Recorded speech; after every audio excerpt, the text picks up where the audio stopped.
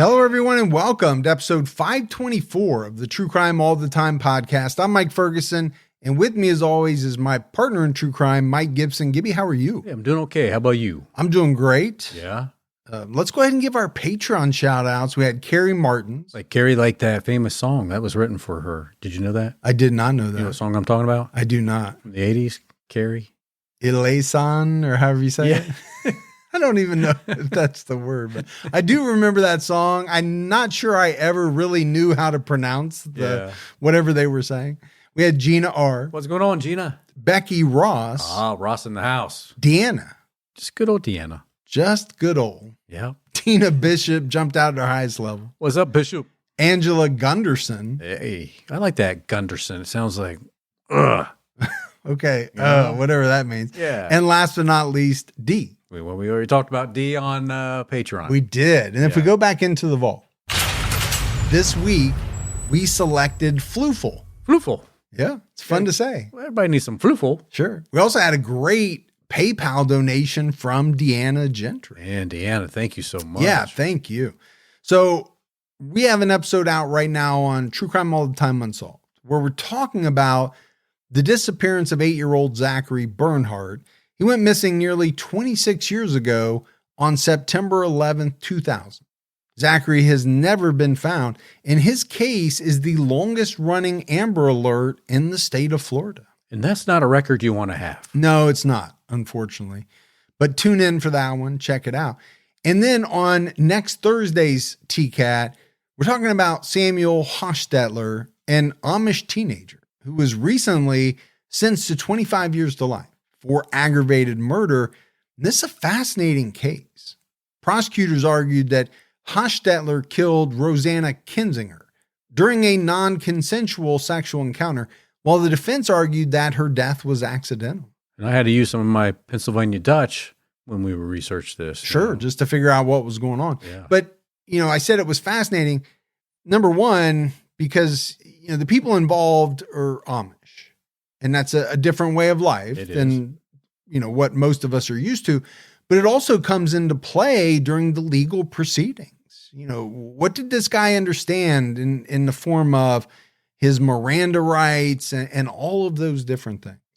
All right, buddy, are you ready to get into this episode of True Crime All the Time? I'm ready. We're talking about Denise Huber.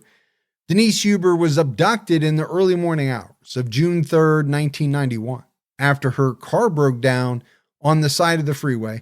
Denise's disappearance was one of the most sensational cases in Orange County, California.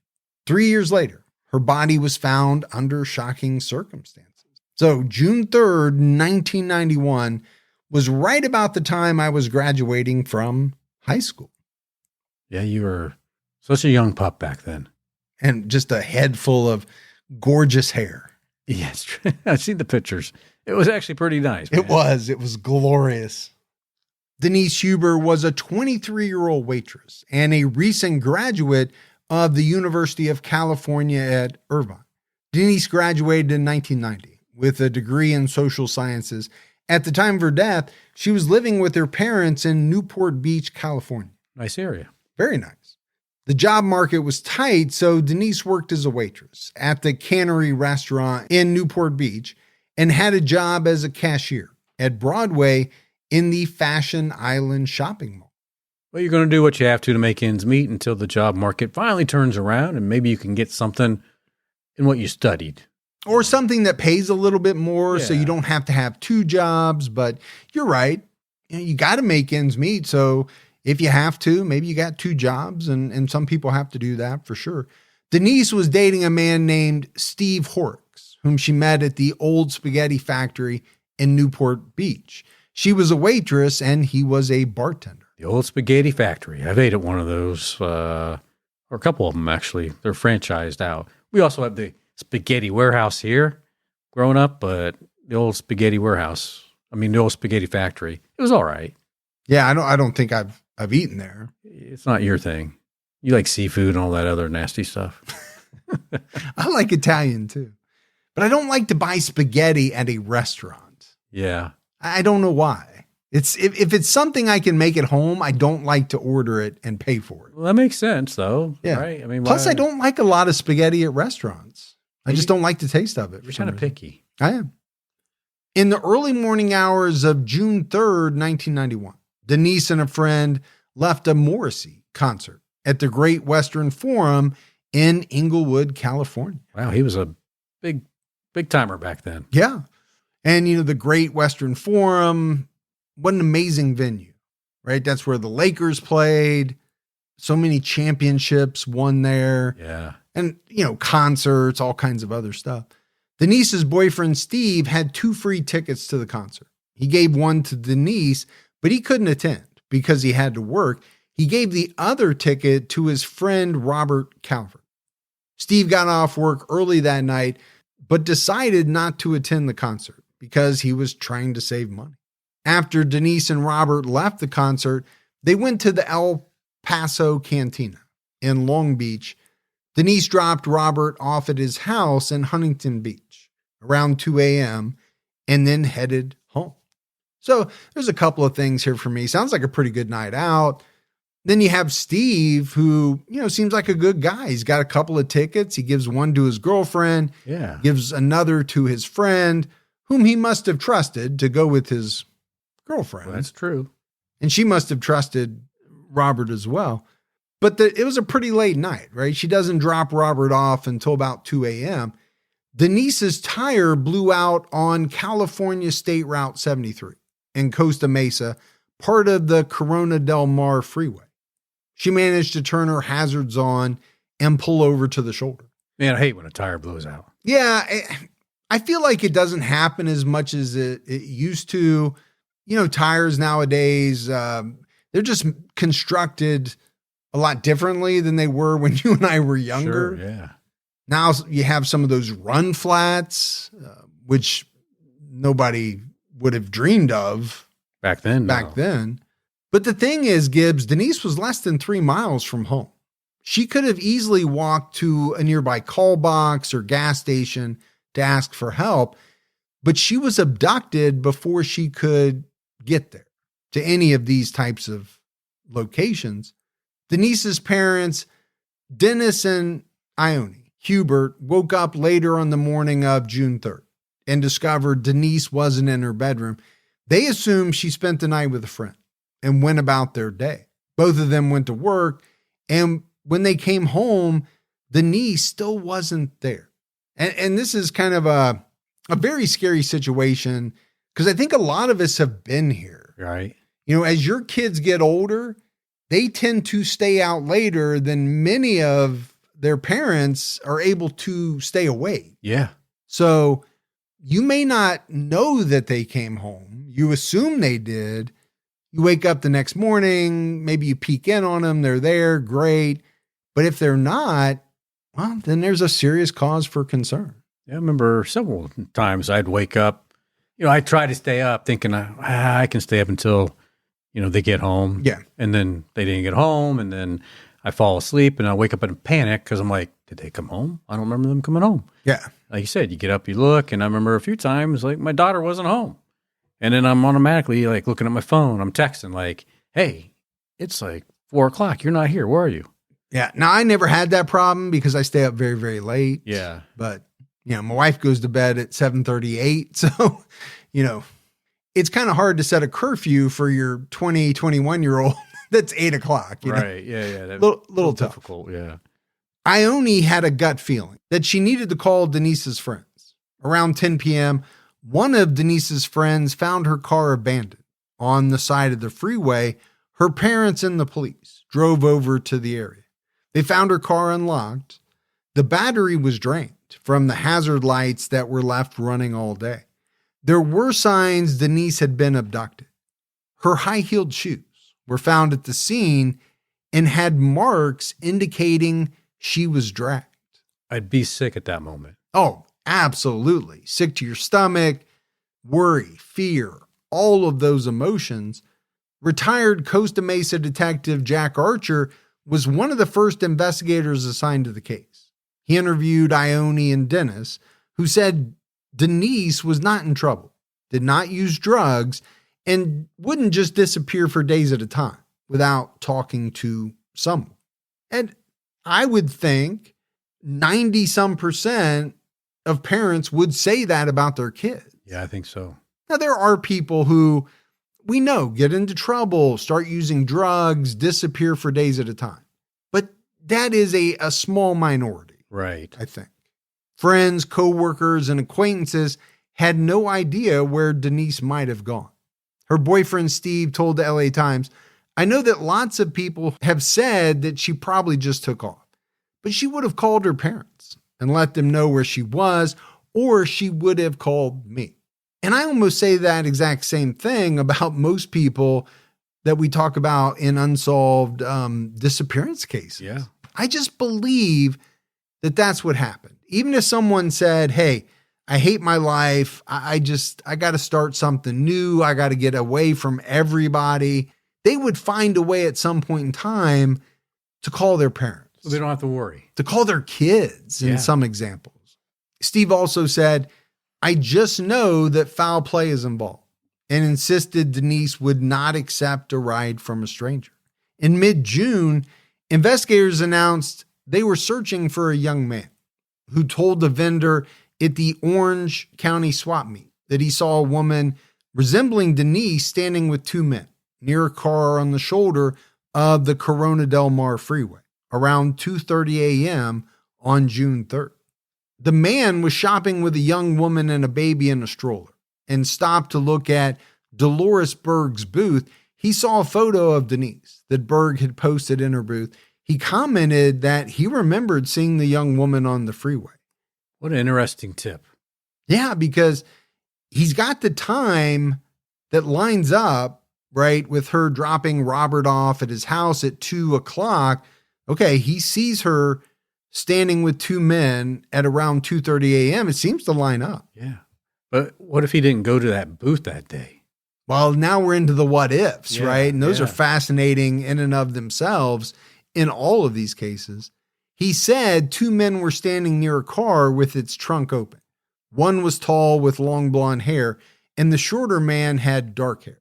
Berg asked him to talk to the police, but he said, "I don't like cops." And, we talk a lot about why don't people come forward with information if they have it? Well, here's a reason why some people might not. Yeah. They're afraid of cops. They don't like cops. Or maybe had a bad experience at one time, or a family member did. Or maybe they're wrapped up in some things that they don't want to come out. Sure. They're not involved in this, let's say, but maybe they got some other stuff going on. Yeah. And they don't want to take a chance. She asked him to call the Huber family, and he indicated he didn't want to get involved and left the booth. Now that's tough, right? Because let's say this guy didn't do anything wrong. Let's just say he did witness what he said he did. You'd really like for him to call the cops. You'd also like for him to call the family. He doesn't want to do either. Denise and Ione Huber would spend the next 3 years of their lives searching for their daughter. Family and friends raised a $10,000 reward and distributed more than 15,000 flyers. Yeah, that's a decent reward back then. And it is. That's a boatload of flyers. It's actually not a bad reward now. No, you're true. That's true. We see a lot less. Dennis and Ione even erected a banner on the side of an apartment building along the highway where Denise disappeared.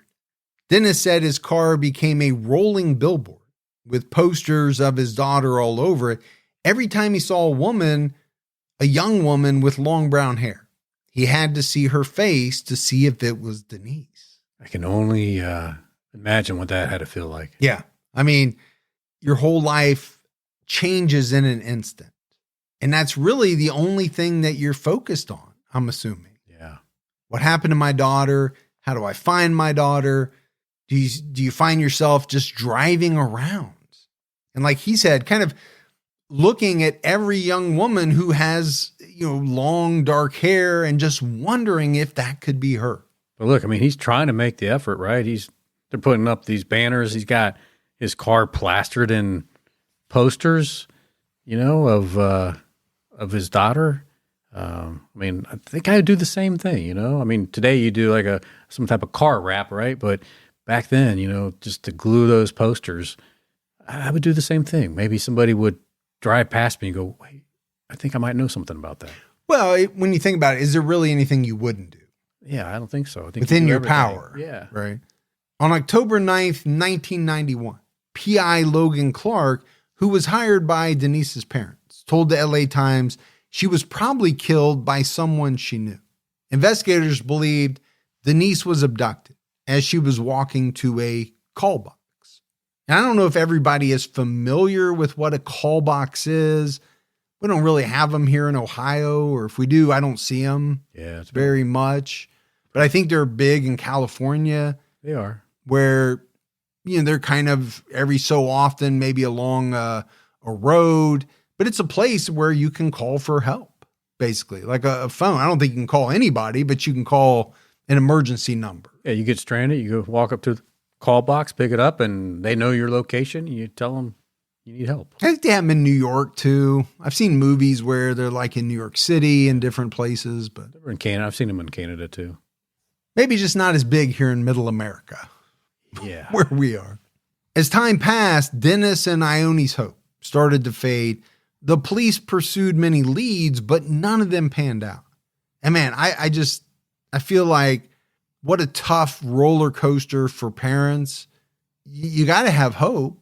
Of course. But at what point does that hope start to fade? And I think it has to a little bit, or maybe it's in the back of your mind. Maybe you don't want to admit it, but it has to. Yeah. For example, officers staked out the freeway and took photos of driver's license plates, then mailed letters asking if drivers saw anything suspicious on the night of June 2nd. Denise's case was featured on America's Most Wanted and Inside Edition, but the case went cold. Two popular shows. Yeah. Everybody would love to have that attention on their loved one's case. Absolutely. Ione Huber said in June 1994, on the third anniversary of her daughter's disappearance, per the LA Times, as time goes on, I realize Denise is probably not alive.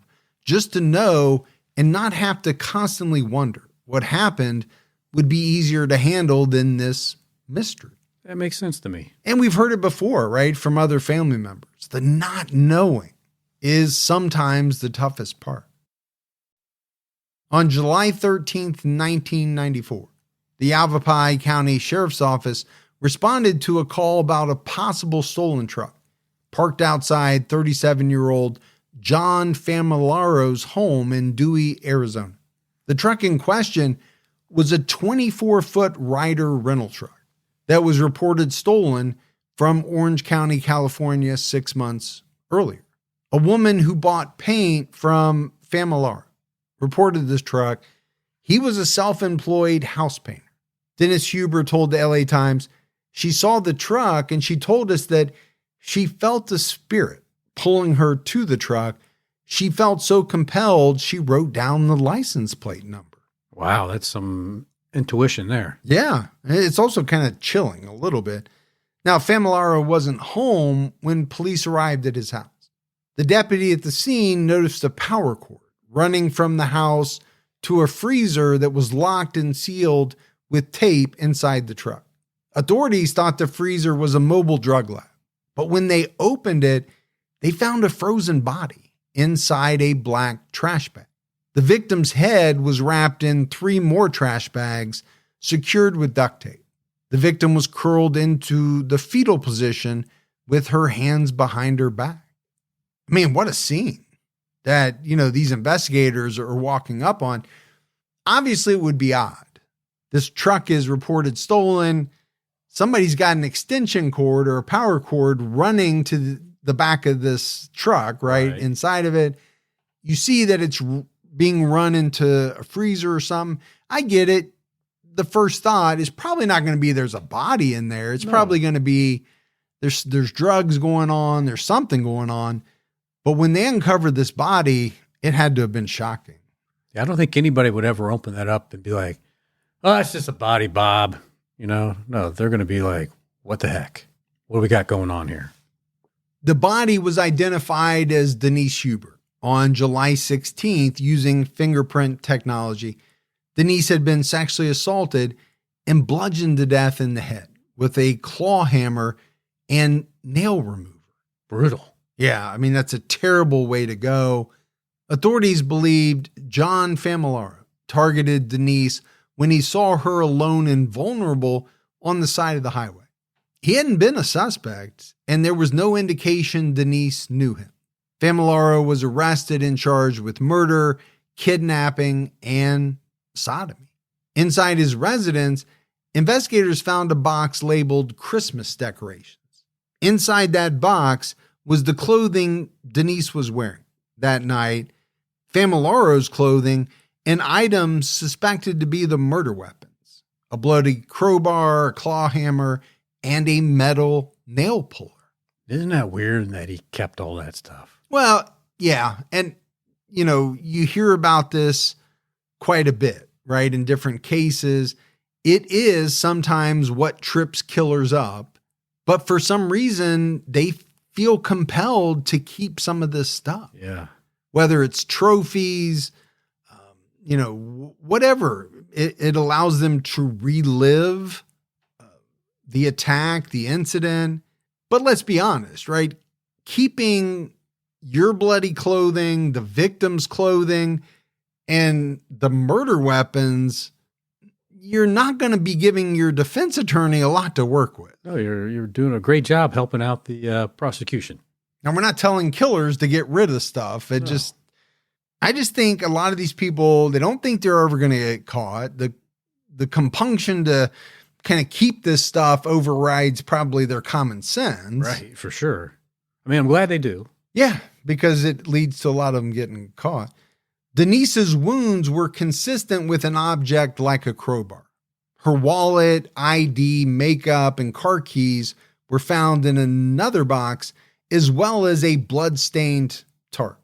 And I think if you're a prosecutor, this is about as much evidence as you can ever expect to have, right, in a murder. I think you're feeling really good as long as it was collected the right way. I'm thinking, man, we got a slam dunk here. Famalaro also had several issues of the Orange County Register featuring headlines about Denise's disappearance and a videotaped recording of an episode of Inside Edition that featured a story about Denise's case. So they got all this evidence. They had the body in his possession. Yeah. I mean, if you're a prosecutor and the investigators, I think you're feeling extremely good about it all. Yeah, and if you're the defense attorney, you're like, what am I going to do with this? Yeah. This is a mountain of evidence. As investigators dug into Famalaro's background, they learned he moved from Orange County to Arizona in 1992 to take care of his aging father, who had Parkinson's disease. His neighbors said he was a loner and avoided contact with them. He was a secretive person. Even his mother, Ann, who lived next door to him, didn't know much about his life. Ann, who was active in local politics, told reporters after the arrest, "I didn't know what he had in there. I thought he was moving paint. I really can't tell you much about him. I just don't know. I think he's a good boy. I don't know what to make of all of this." Don't think he's a good boy. No, I don't think he is. But, what's a mom going to say? Most people are not going to tell their mom that they're a killer. Yeah. And they're going to act around their mom in a much different way than what they would do around, let's say, their victims, if they are a killer or a serial killer. According to LA Times, Famalaro was raised in a strict conservative Christian home that emphasized education. He went to college, but never earned a degree. He attended Rancho Santiago College from 1975 to 1979. In 1984, he asked for his transcripts to be sent to Cal Poly Pomona. Officials at the university had no record of him attending there. So, he went for 4 years to the one college, didn't graduate. Sounds like he was planning to maybe go back in 84, but never did. He made several attempts in 83 and 84 to be a police officer, sheriff's deputy, or a reserve officer, but was either rejected or dropped out early in the application process. He did spend 4 months as a reserve sheriff's deputy for the LA County Sheriff's Department. He began the 6-month training program in November 1983, but dropped out in March 1984 because of an injury. So he never really became what he wanted to be. No. In May 1983, he applied to be a reserve deputy in Orange County, but he dropped out after passing the written exam, physical agility test, and oral interview. A year later, 2 months after he dropped out of the LA Academy, he applied again at Orange County for a job as a deputy. Sounds like he was a quitter. Well, in 84, he applied with the Irvine PD, but he dropped out early in the process. So yeah, he had a desire, it seems, to be in law enforcement. He applied many, many times, but it seemed like somewhere in the process he would drop out. Sometimes very early on, sometimes later in the process. One time after he basically passed everything, he just dropped out. So did he really want it, or I don't know. I don't know. I mean, it seems like he definitely was a quitter and couldn't follow through on things, but what was driving that, I have no clue. Authorities found 2 look-alike LA County Sheriff's deputy shirts in his home in July 1994. Officials at the company that supplied the training academy uniform said that it wasn't difficult for someone to buy the shirts. The issue was when they tried to put department patches on the shirts. Famalaro reportedly sewed a handmade replica of a Los Angeles Sheriff's Department patch to the uniform.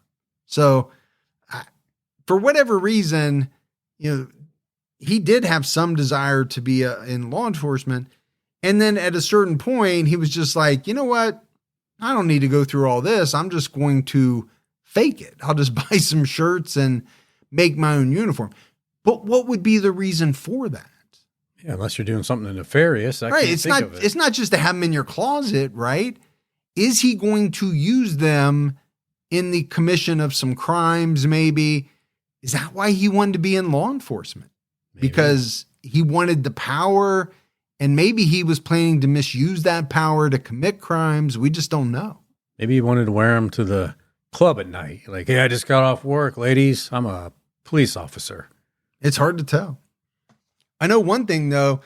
Investigators are always really concerned when they find out that a killer either tried to be a cop, was a cop, or was impersonating a cop, because it can lead to a whole bunch of other different things. You think about Ed Kemper. He had a fascination with cops. It's pretty well known. Yeah. And I don't think he's the only killer who has had that. I mean, what if this guy got off the road where she was at and pretended to be a active police officer or a police officer that just got off of work, and look, I'm here to help you. Let me open my trunk up. I'm sure I can got some tools in here, and then hits her and drags her or throws her in his trunk and take off. Well, that's why it's so scary, right? You think about what we've all been taught, don't talk to strangers. Okay, well, if you're in a situation like she was in, you might have to talk to a stranger, but you might be wary. But what if it's a police officer? Is that level of concern going to drop dramatically because you think this is a person whose sole job is to protect the community? I can trust them. They're going to help me out. Yeah, I think your guard is coming down. Yeah, that's why it's so scary when you have someone like this who is possibly impersonating law enforcement. Famalaro lost his contractor's license in Arizona in early 1994 after customers complained about his work and refusal to fix mistakes. Some of the employees contended that they never got paid. His clients described him as a silver-tongued salesman who gave eloquent pitches. One neighbor who asked to remain anonymous said he believed Famalaro egged his house after he hired someone else to paint. I mean, that's just like, okay, you don't want me to do it? I'm going to show you. I'm going to egg your house. You ever been egged?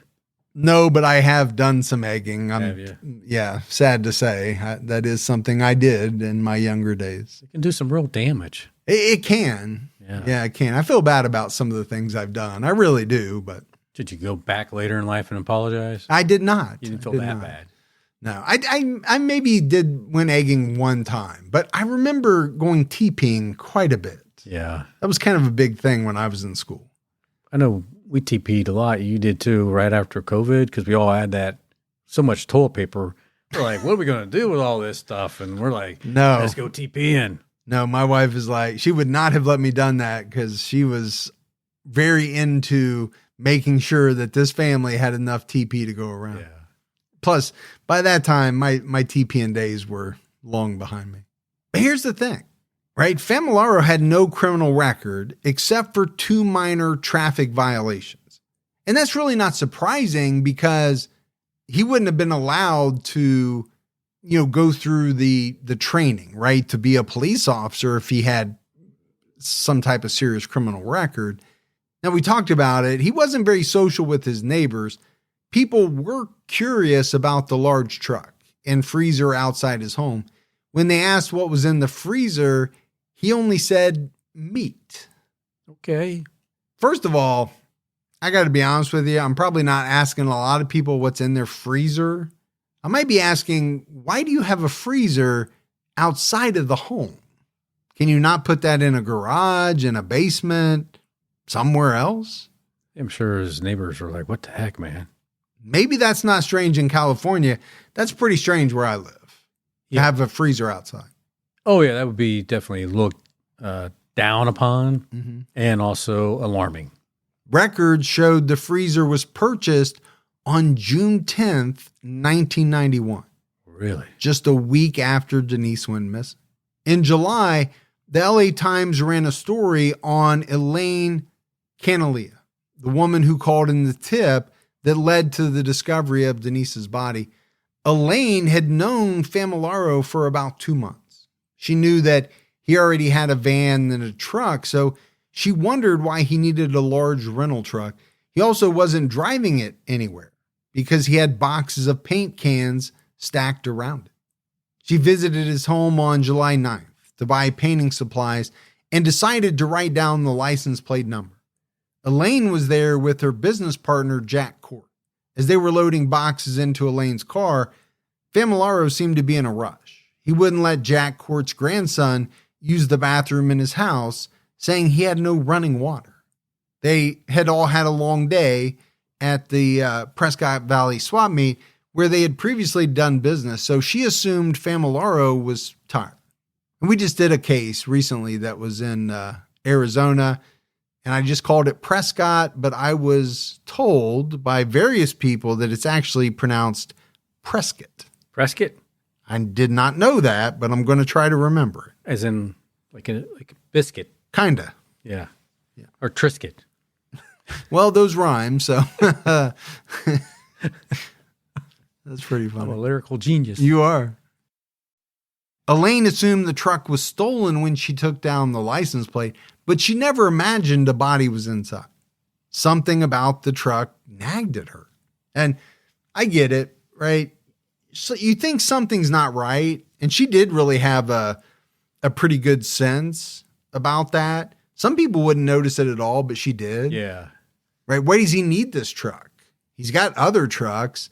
He's not using it to haul paint in because the paint's just all stacked around it.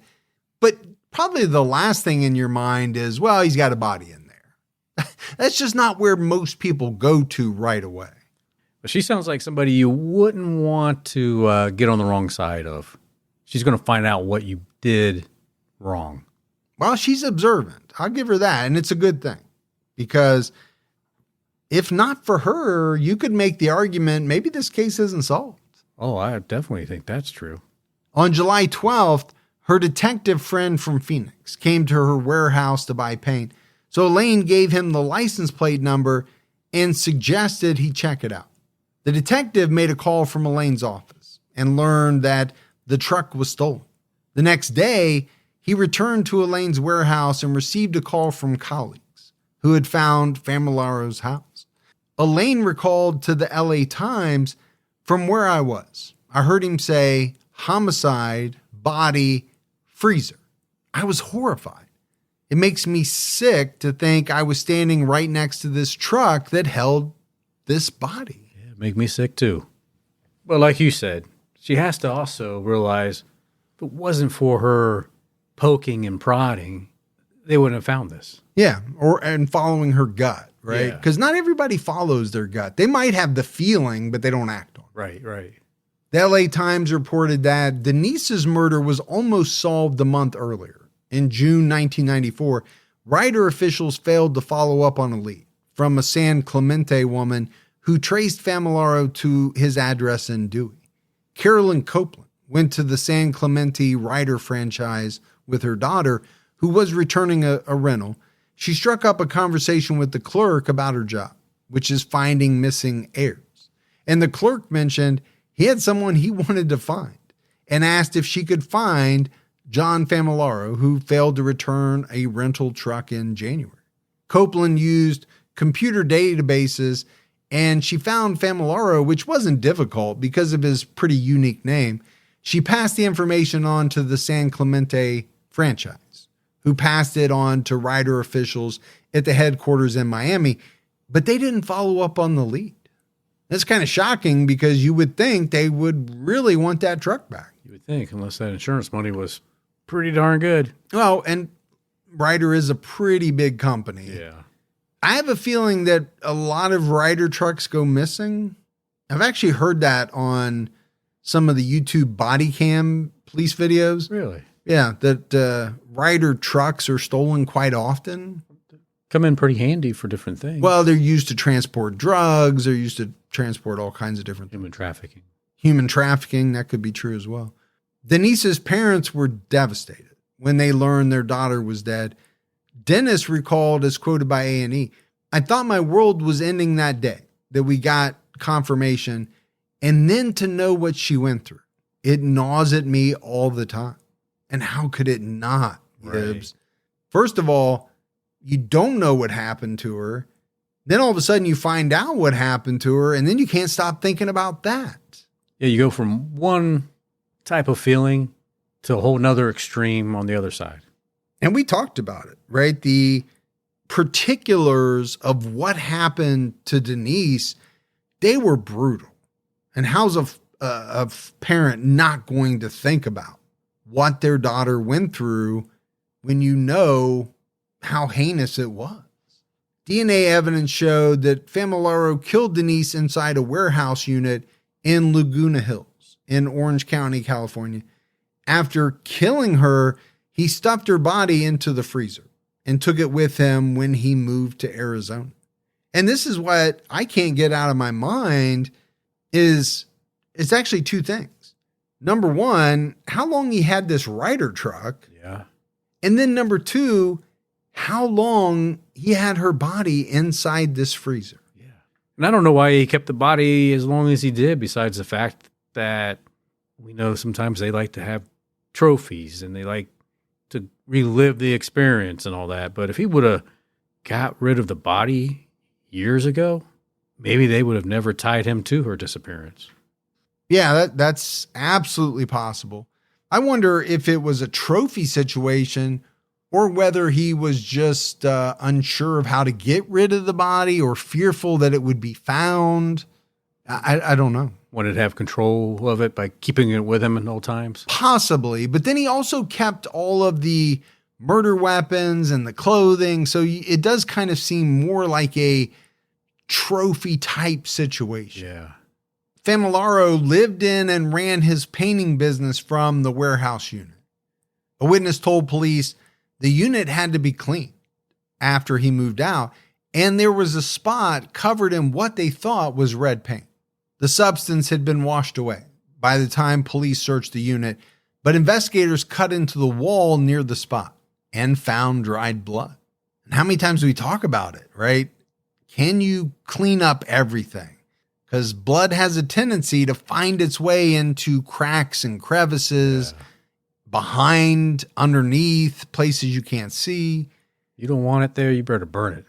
Investigators worried there were more victims because during the search of the home, they found IDs, credit cards, and clothing, some of it with red stains on it. I mean, you have to be wondering, right? If you're investigators, is this guy a serial killer?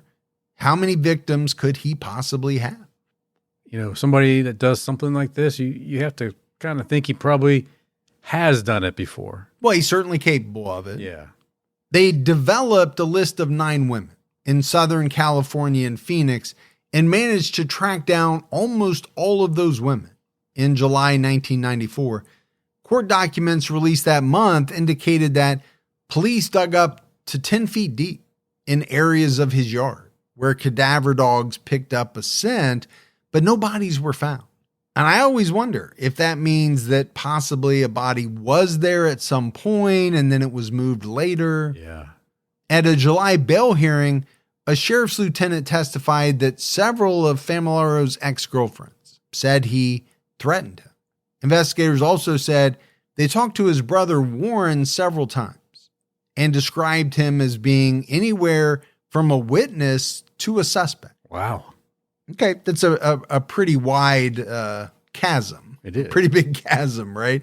This guy, he could be a witness. He could potentially be a suspect. Yeah, he might have been involved. 2 witnesses came forward with important information.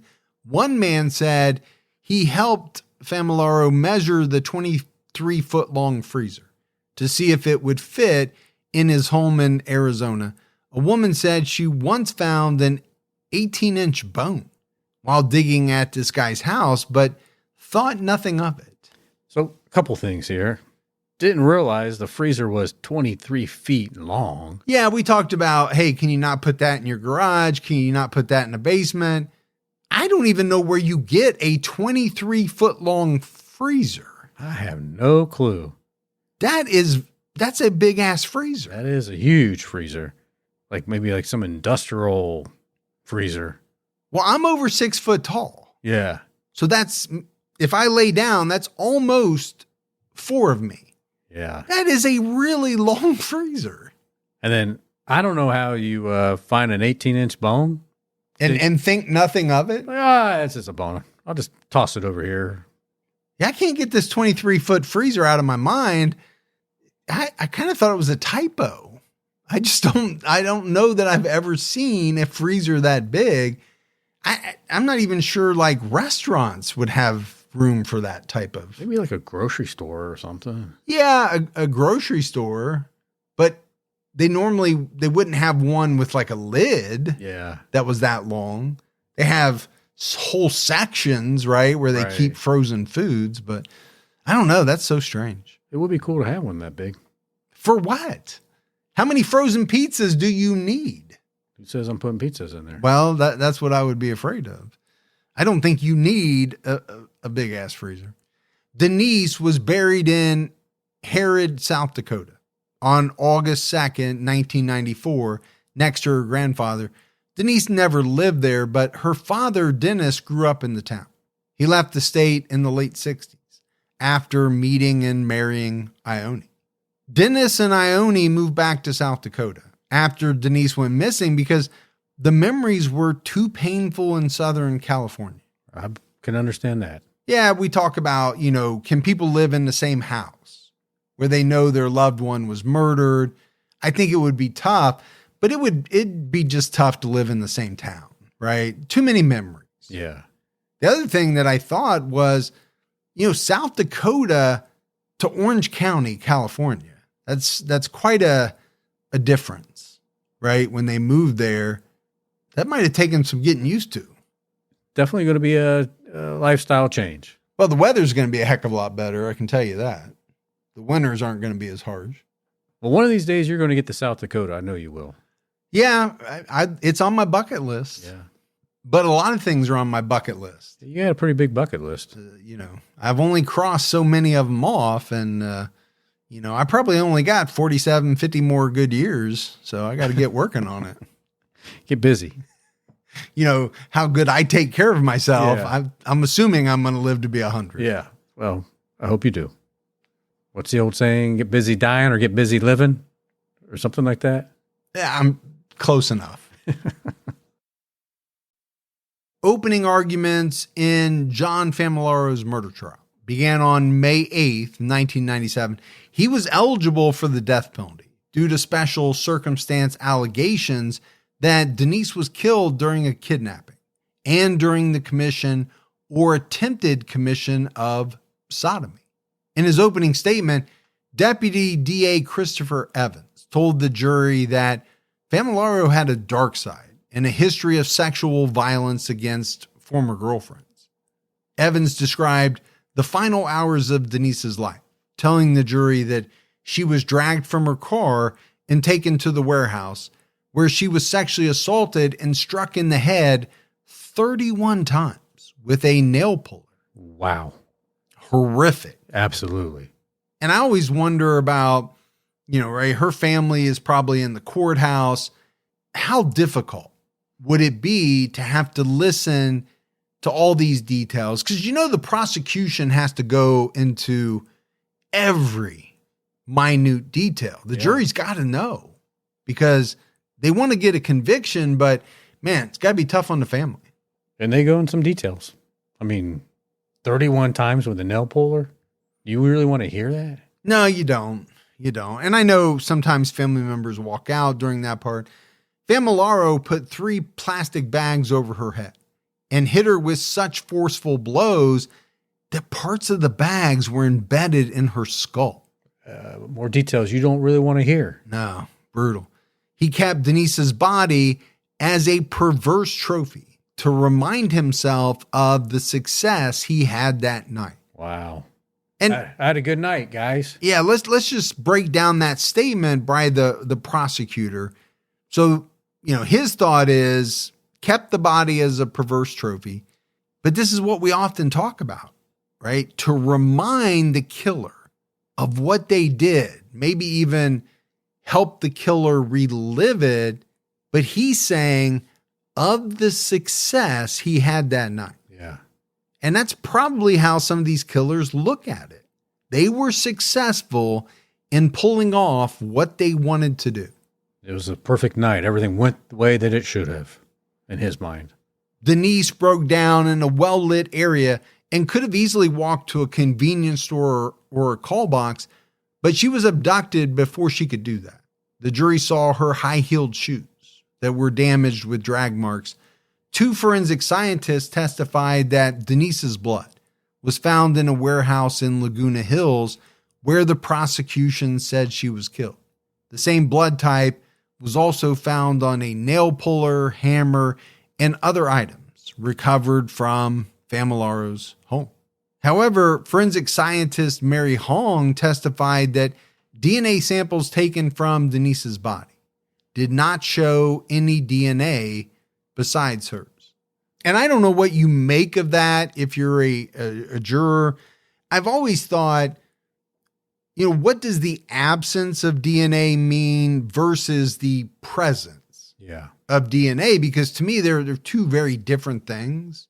If a killer is careful and they wear gloves and they take certain precautions, is it possible to get away without leaving DNA? Possibly, yeah. Yeah. I think it is. But if you find DNA, to me, that actually means a lot more than the absence. But the defense is going to make a lot out of the absence. Sure. But if they find the body in your possession, DNA or not. Yeah.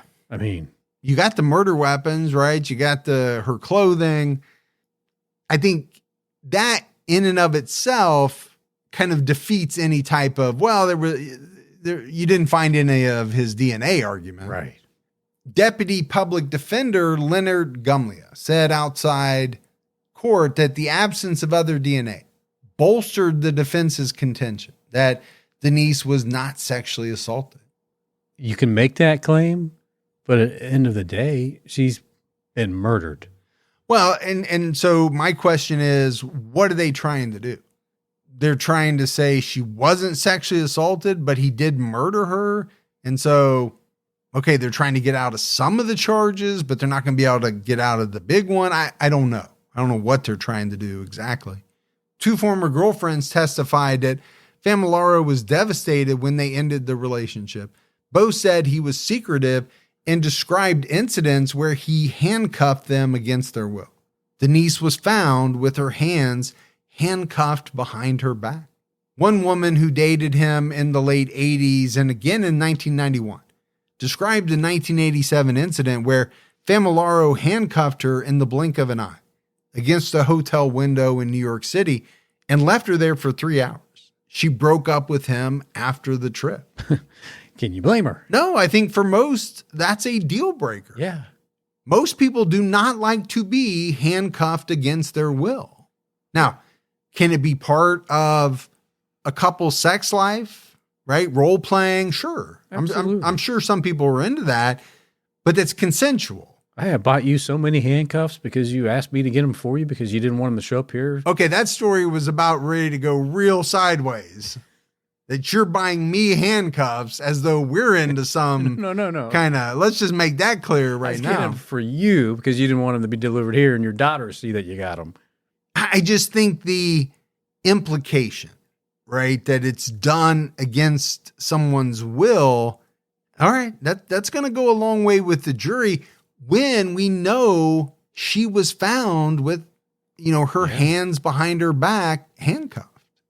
Under cross-examination, the woman was shown photos of herself handcuffed and engaging in what appeared to be consensual sexual activity on that trip.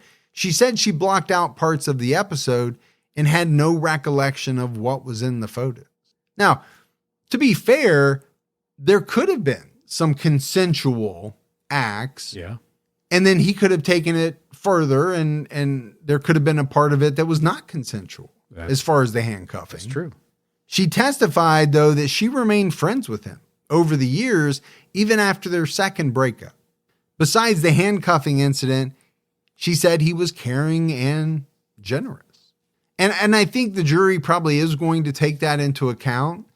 Not only did she remain friends with him, she actually got back together with him in 1991. So, I don't know. As a juror, you're going to have to take everything. Yeah, I think it kind of weed through that a little bit. She mentioned that her sons helped John move the freezer on a few occasions. I'm sure you had to have a handful of people move that big freezer. Another woman who dated him in 1989 described an incident where she was thrown down on a bed and handcuffed. A 10-15-minute struggle ensued. She testified there was a look in his eyes I hadn't seen before. His eyes looked like he was enjoying what he was doing, and I didn't. John called her a bitch and said she brought it on herself. He said she obviously didn't understand mature sex games. Okay. Again, there are things that are consensual and there are things that are not. I mean, if you're going to have some sex games, good for you, but maybe you need to kind of have that conversation first, like, hey, sometime this week, we're going to do some sex game thing where I'm going to handcuff you and toss you down on the bed. Are you good with that? Well, there's got to be ground rules, right? I mean, you just can't do something and then expect someone to be okay with it. Maybe some prior advance notice, some agreements, a safe word. There's all kinds of things involved here. What was your safe word? Artichoke. Artichoke. Always artichoke. As long as she knows. She broke up with him after this incident, but got back together with him 3 months later. She saw John about a week after Denise's murder when she dropped off a birthday present at the warehouse where he was living. He appeared the same as usual. So he really wasn't shaken about what he did. If anything, maybe because we know we think he enjoyed it. Well, maybe he was satiated. I don't know that some of these killers, it really changes their demeanor all that much. Yeah. I don't know that a lot of them are going to act like they're freaking out, or even if they are, they're probably not going to let that on to people they know.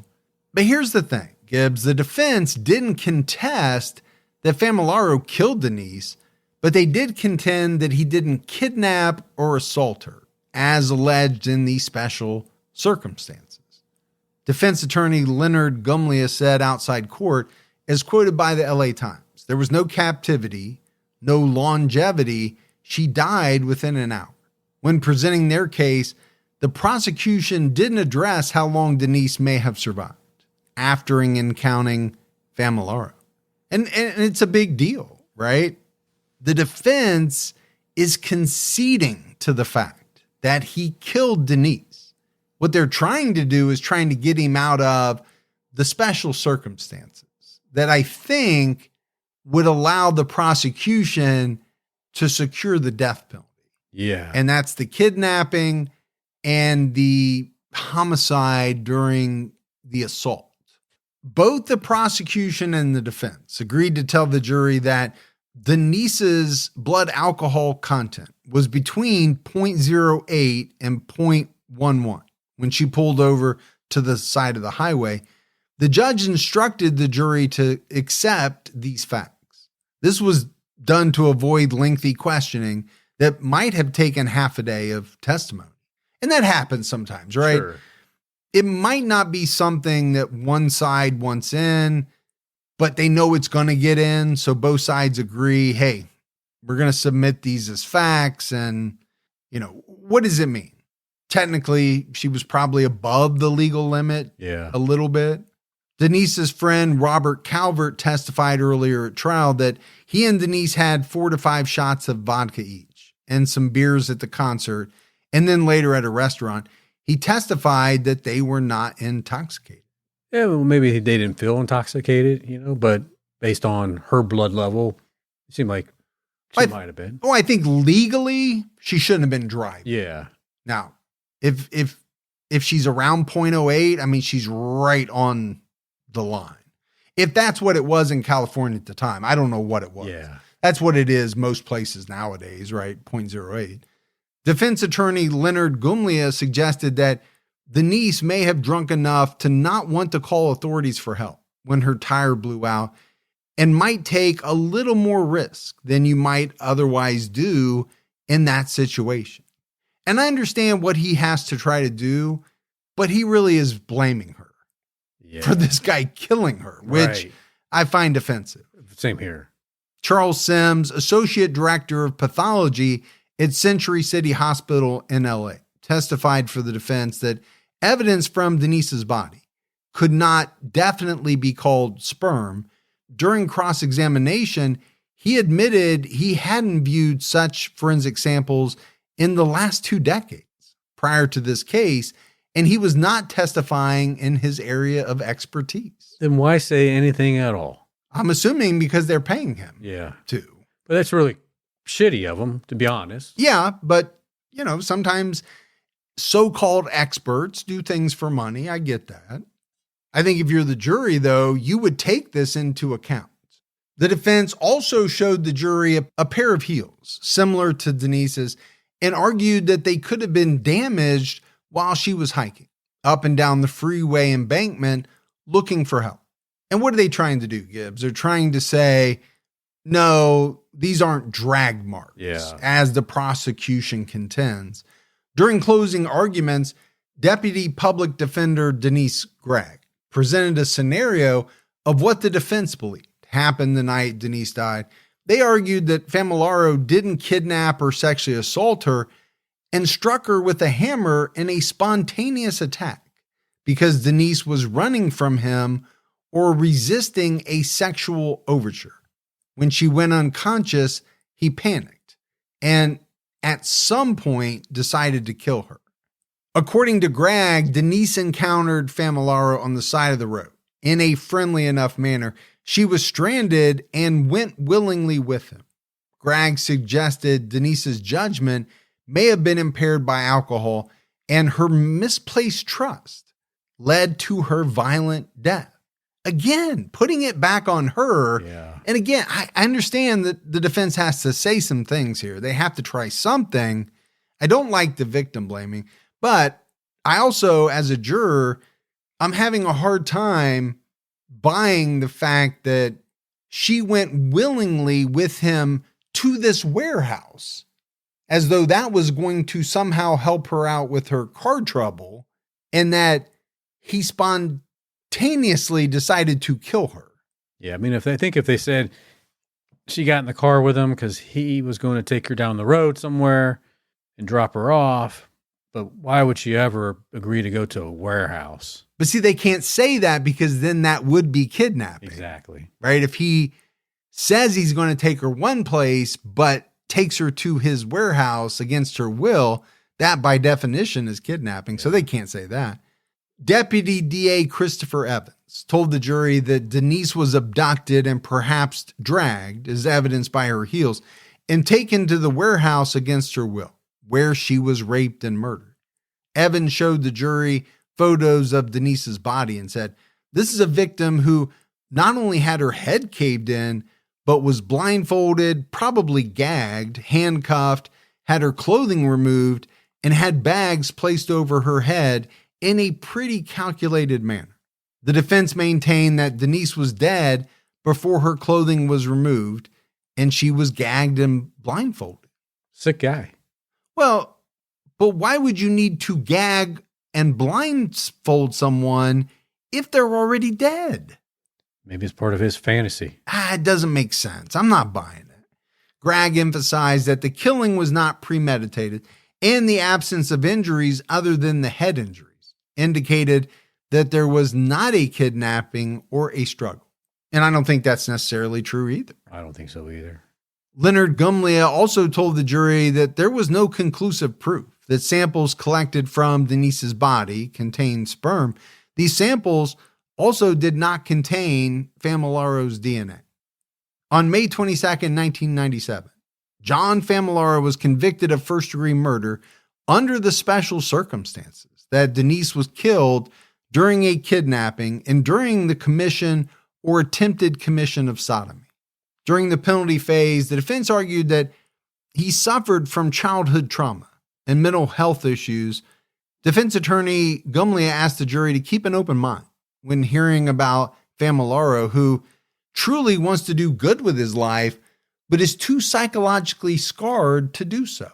He said brain scans showed that Famalaro had extra activity in his temporal lobe associated with basic instincts of sex and violence, which he couldn't control and did not understand. An extremism element in his Catholic upbringing also shaped him and his views. According to the defense, he suffered from hereditary OCD, which might explain why he kept Denise's body stored inside a freezer.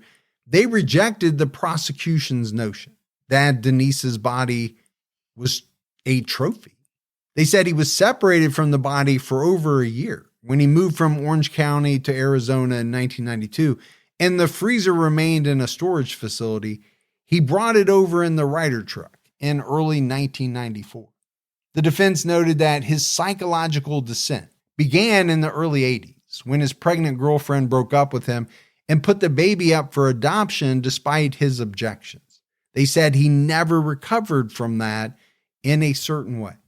In the weeks leading up to Denise's murder, another woman broke up with him and he contacted a suicide hotline. They said he was badly scarred by rejection and did not know if he could go on. His mother testified about her struggles of raising John and his siblings. She said, as quoted by the LA Times, "I'm up here brokenhearted in every way, and I know that pornography is the reason." She said that John, her youngest son, just didn't seem right growing up. He was nervous and sullen, but she didn't seek professional help for him. Anne said, "I'm sorry to say, I didn't think, period. I was just so busy just trying to raise 3 kids." She discussed raising the children with her husband in Santa Ana, where she was active in politics and served on the city council.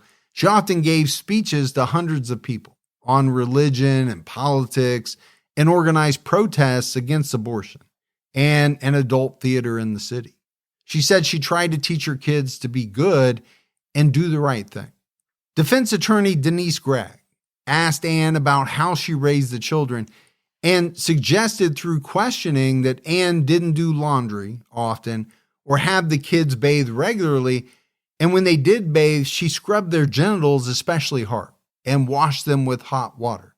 Now, Anne denied doing this, but did admit telling her sons that masturbation would make them go crazy. What do you used to say about masturbation? Nothing. You and I have never talked about masturbation, and why would we? I know you're trying to elicit some response from me, but why in the world would we ever have a conversation about that? I'm just checking with you. This is so strange. It's very strange. Because, the defense attorney had to get that from John. Yeah. Right? They're trying to get her to admit it on the stand. She won't admit it. I think they are trying to put some of this back on her.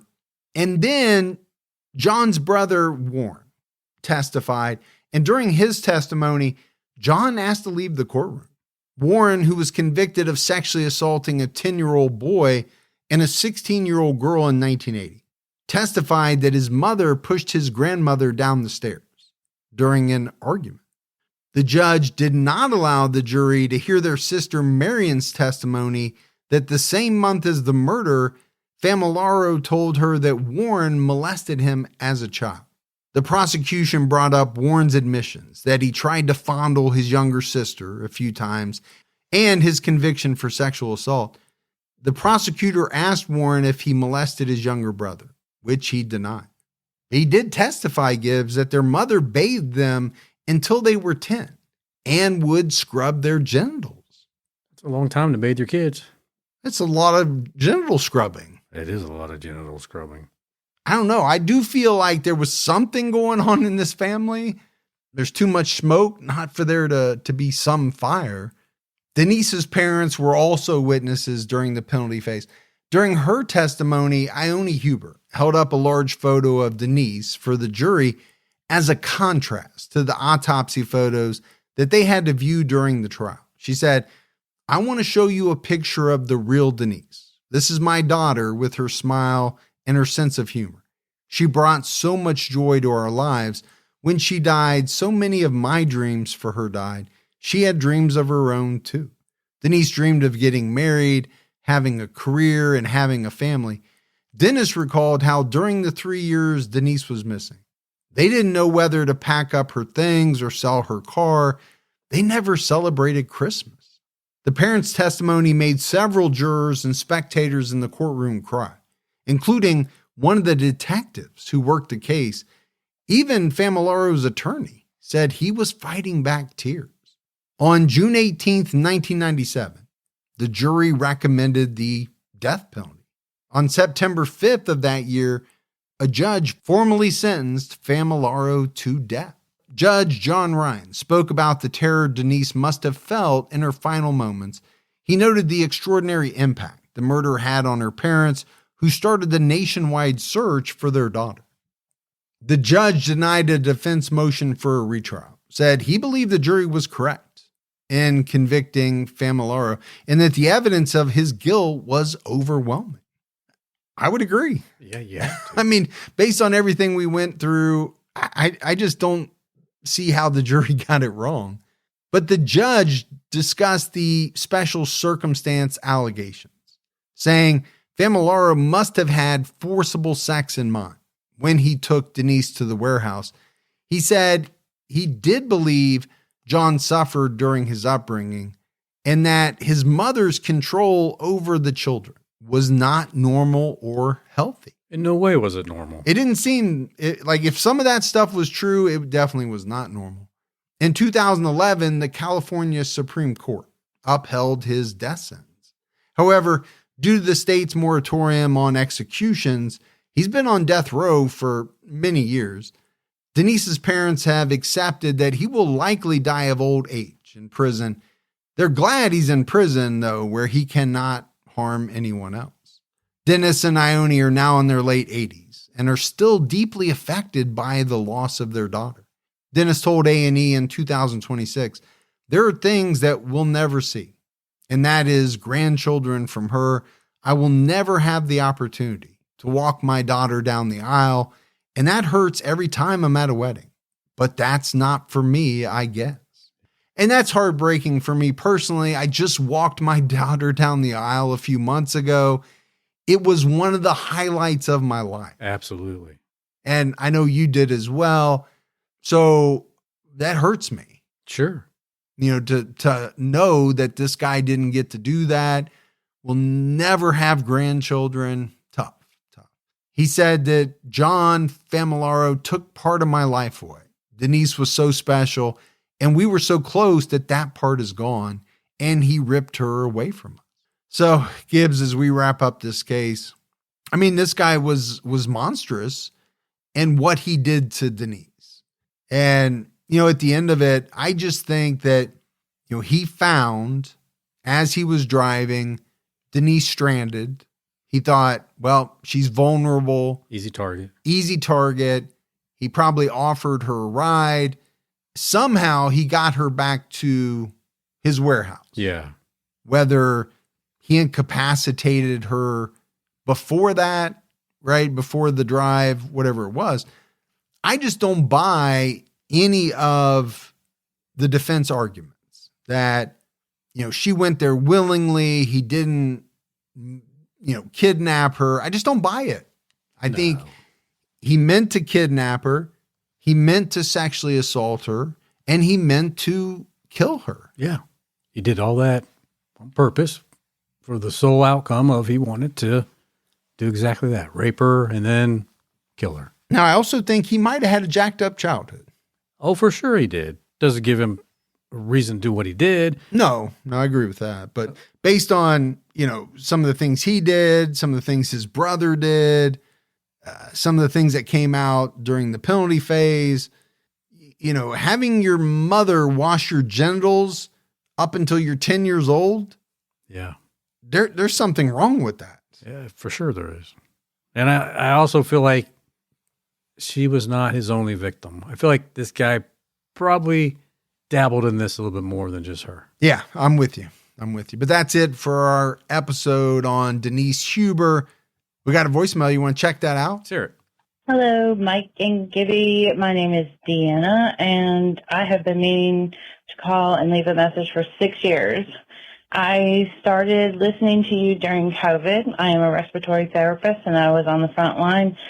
And I know that some people might think it's very strange and morbid to unwind with true crime, but honestly, it was probably the only thing that kept me sane, was just totally forget it. It was the most horrific time of my life. And I have been meaning for 6 years to call and leave a message thanking you for being there and keeping me sane. I appreciate everything you do, and I'm going to make a big old donation. And I'm a Gibby fan and I'm a Mike fan. You guys really go good together. And that's all. Thank you. Well, thank you so much, Deanna. We really appreciate it. And we talked about her PayPal donation in the beginning. Yeah, we're a big fan of hers. Yeah, we're a big fan. Thanks for all you do. Absolutely. All right, buddy, that is it for another episode of True Crime All the Time. So for Mike and Gibby, stay safe and keep your own time ticking.